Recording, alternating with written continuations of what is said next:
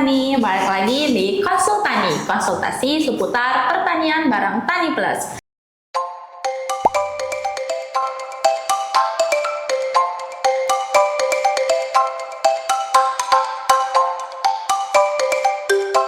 Hari ini aku nggak sendirian, aku ditemani sama Mbak Dia sebagai agronomis di Tani Plus. Halo Mbak Dia.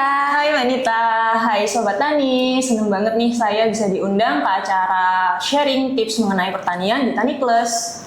Nah, di episode kali ini kita mau bahas penyakit paling ditakuti sama petani tomat, cabai, dan pisang, yaitu layu fusarium. Kenapa ya Mbak jamur ini mematikan?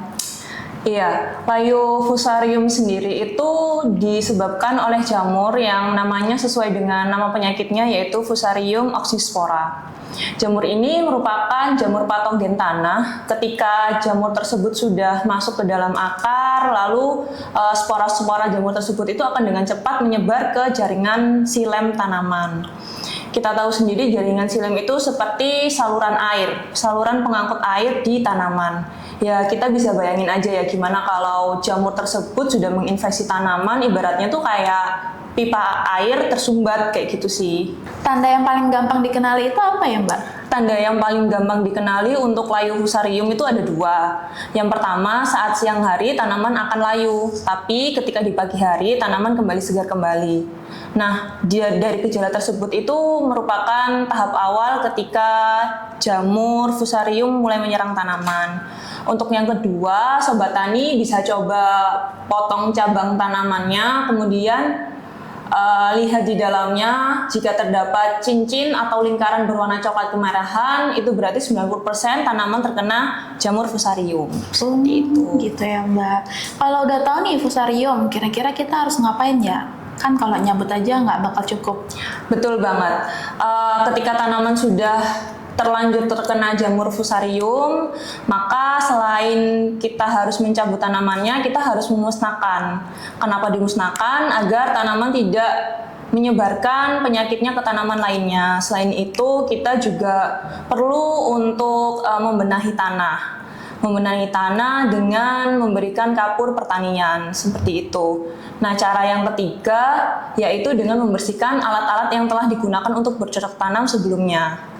Nah, cara yang terakhir adalah the power of kimiawi. Kira-kira ada produk fungisida yang bisa diandalkan nggak Kak buat jenis penyakit ini? Oke, di sini saya punya 3 jenis produk fungisida andalan. 2 diantaranya adalah produk dari Syngenta dan yang satunya adalah produk dari Bayer. Untuk produk dari Syngenta sendiri, oke, di sini kita punya Amistar Top dan Skor 250 EC. Nah, di kedua produk ini yang menjadi kesamaannya adalah dua-duanya memiliki kandungan bahan aktif di fenokonazol. Nah, kalau yang di Amistar Top ini ada tambahan bahan aktifnya yaitu azoxystrobin. Untuk perbedaannya juga, Amistar Top ini selain menjadi cara untuk pencegahan, dia juga ada ZPT-nya. Gitu. Nah, untuk produk yang ketiga adalah Antrakol. Antrakol ini merupakan fungisida kontak, di mana fungsinya sebagai perlindungan dari serangan sekunder.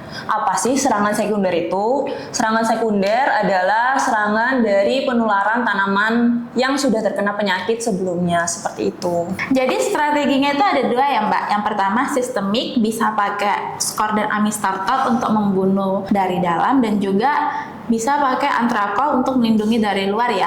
Benar sekali. Nah, untuk hal yang paling penting dalam penggunaan bahan kimia adalah kita harus menggunakannya sesuai dosis penggunaannya. Untuk dosisnya bisa dilihat di label kemasannya ya. Baik, itu dia tips andalan dari agronomis Tani Plus. Semoga kebun Sobat Tani bebas dari layu fusarium ya. Kalau Sobat Tani ada pertanyaan, rekomendasi produk, atau saran, bisa tulis di kolom komentar bawah ini ya. Sampai jumpa di episode Konsultani selanjutnya. Dan jangan lupa subscribe channel YouTube Tani Plus dan nyalakan loncengnya.